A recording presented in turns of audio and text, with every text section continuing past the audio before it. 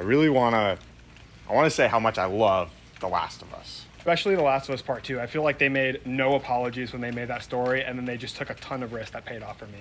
The Last of Us Season 1 really got me into this story. And the second game is even better than the first, so my excitement level for the second season was just absolutely through the roof.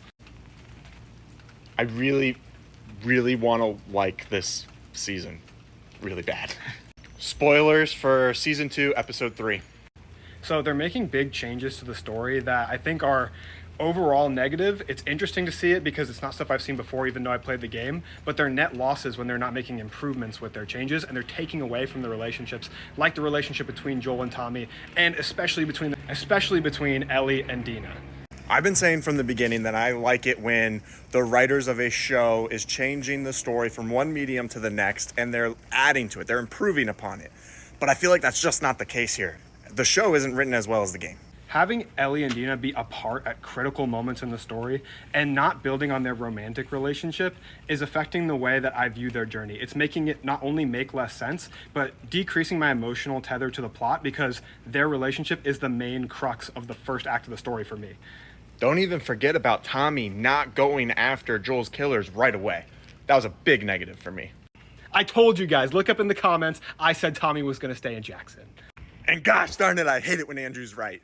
The show's also just showing us too much, giving us too much context, too much exposition, like showing us a bunch of behind-the-scenes details of the scars before we even get introduced to them in the way that they were introduced in the game, or showing us all of Abby's backstory at the very beginning and giving us her motivations, her explaining that to Joel, instead of leaving us on the edge of our seat, hanging off a cliff, wondering why she went after Joel and what her connection was to the first game. Yeah, I totally agree with Andrew. They're giving us too much up front.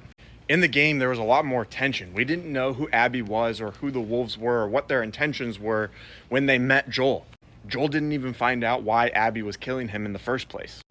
And the show has taken out all the rage of these characters. That's a big part of who they are, for Joel, for Ellie, and for Tommy.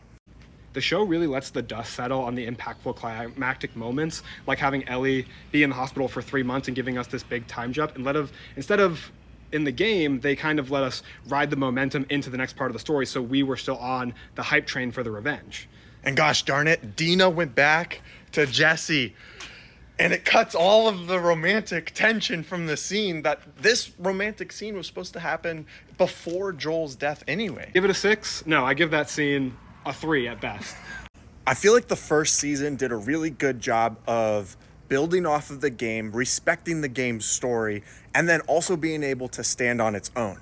I feel like season 2 isn't doing